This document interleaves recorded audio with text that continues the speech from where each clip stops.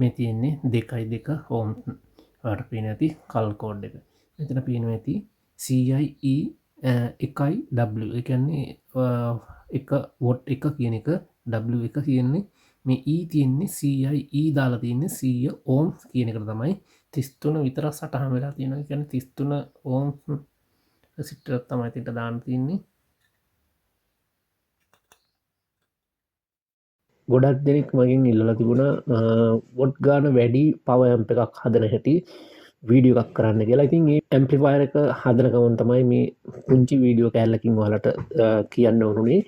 ඉතින් වීඩියෝ කරන ගමන් මේ වගේ එකක් A to Z ඔයාලට මේ හැම කෑල්ලක්ම බෝඩ් එකේ සටහන් වෙලා තියෙන හැම දෙයක්ම A to Z කියලා දෙන්න ඕන නිසා වීඩියෝ එක කරන්න ගොඩක් කාලය යනවා. ඉතින් දැන් පැය 4කට විතර මට මෙච්චරයි දැනට අද හදාගන්න පුළුවන් වුණේ. ඉතින් ඒවැ වැරදි බලා අඩුපාඩු බලා හදනකොට ඉතින් කාලය ගොඩක් යනවා.